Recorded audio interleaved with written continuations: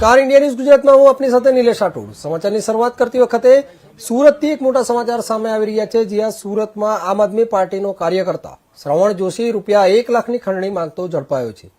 લિંબાયત પોલીસે અન્ય એક આમ આદમી પાર્ટીના કાર્યકર્તા સંપત ચૌધરીને પણ ઝડપી પાડ્યો છે। સસ્તા અનાજની દુકાનને તાળા મરાવી દેવાની ધમકી આપી ₹1 લાખની ખંડણી માંગવામાં આવી હતી। કાળાબજારીમાં રાશન વેચીને લાખો રૂપિયા કમાવ છો તો તમારું લાયસન્સ કેન્સલ કરાવી દઈશ, તમને બદનામ કરી દુકાનને તાળા લગાવી દઈશ તેવી ધમકી આપી હતી। સમગ્ર ઘટનાના વિડીયો પણ વાયરલ થયા હતા। આમ આદમી પાર્ટીના કાર્યકર શ્રવણ જોશીએ મહિને 50,000નો હપ્તો આપવો પડશે તેમ કહીને ₹1 લાખ પડાવ્યા હતા।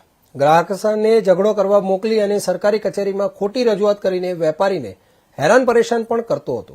છેવટે કંટાળીને વેપારીએ લિંબાયત પોલીસમાં ફરિયાદ આપી હતી, જેની ફરિયાદના આધારે પોલીસે બંને આરોપીની ધરપકડ કરીને કાર્યવાહી હાથ ધરી છે।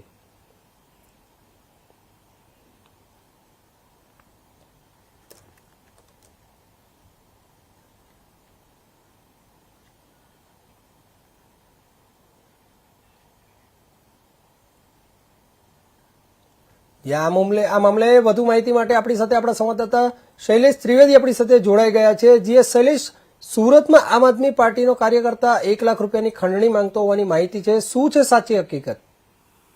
સુરતના લિંબાયત વિસ્તારની આ સમગ્ર ઘટના હોવાનું સામે આવ્યું છે। આમ આદમી પાર્ટીના જે અગ્રણી કાર્યકર છે શ્રવણ જોશી, તેની એસઓજીએ ધરપકડ કરી છે। લિંબાયત પોલીસે અન્ય એક આરોપી સંપત છે એની ધરપકડ કરી છે। એક સસ્તા અનાજની દુકાનવાળાને તાળા મારી દેવાની ધમકી આપીને તેની પાસેથી પૈસા પડાવવામાં આવી રહ્યા હોવાની વિગતો સામે આવી હતી અને જો પૈસા ન આપે તો ફરિયાદ કરી, આરટીઆઈ કરી તેની દુકાનનું લાયસન્સ રદ કરાવી દુકાનને તાળા મરાવી દેવાની ધમકી આપવામાં આવી હતી। તેની સાથે સાથે જે શ્રવણ જોશી છે માત્ર ખંડણી નથી માંગી, પરંતુ દર મહિને 50,000નો હપ્તો આપવાની પણ વાત કરી હતી, માંગ કરી હતી। આ સમગ્ર મામલે પોલીસ ફરિયાદ થતા એસઓજી હરકતમાં આવી હતી અને એસઓજીએ શ્રવણ જોશીની ધરપકડ કરી વધુ પૂછપરછ હાથ ધરી છે। જી, સુરત આમ આદમી પાર્ટી દ્વારા આ અંગે કોઈ પ્રતિક્રિયા આપવામાં આવી છે કે કેમ?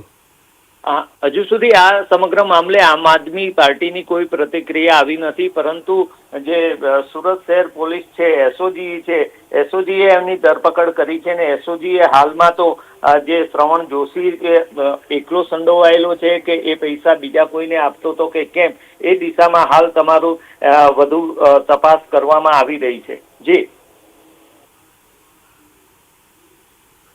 જી, ધન્યવાદ સમગ્ર મામલે માહિતી આપવા બદલ। તો સમાચારમાં આગળ વાત કરીએ, સુરતમાં પાટીદાર સિંગર